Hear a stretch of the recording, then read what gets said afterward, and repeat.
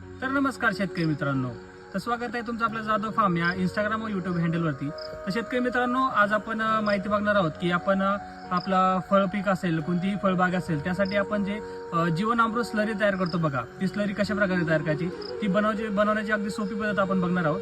अगदी सोप्या 2-4 गोष्टीच लागतात आणि कमी खर्चामध्ये आणि जास्त फायदा देणारी ही गोष्ट आपल्यासाठी तयार करू शकतो। त्यासाठी आपल्याला सर्वप्रथम काय करायचं, एक बॅरल घ्यायचा आहे, त्यामध्ये आपल्याला 160-170 लिटर पाणी घ्यायचं। त्यानंतर काय करायचं, आपण डायरेक्ट जर शेण जर टाकीमध्ये जर टाकलं आणि ते जर मिक्स केलं तर आपल्याला काय होतं, ड्रिपमध्ये ते सोड देत नाही, ड्रिपमध्ये जात नाही, चॉकअप करा किंवा ते परत गाळून घ्या, फिल्टर करा, हे खूप अडचण राहतात।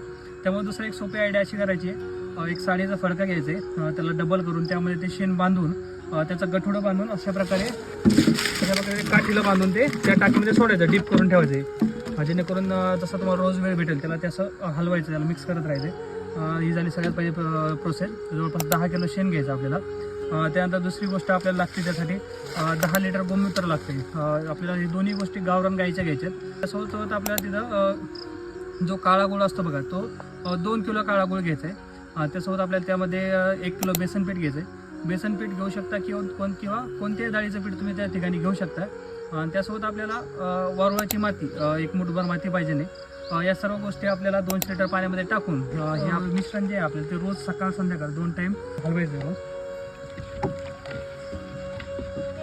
आणि हलवून झाल्यानंतर ते व्यवस्थितरित्या झाकून ठेवायचे आणि 7 दिवसानंतर तुम्ही ही स्लरी तुमच्या कोणतंही फळ पीक असो, कोणतंही पीक असो, त्या पिकासाठी तुम्ही सोडू शकता। अगदी बजेटमध्ये तयार होती।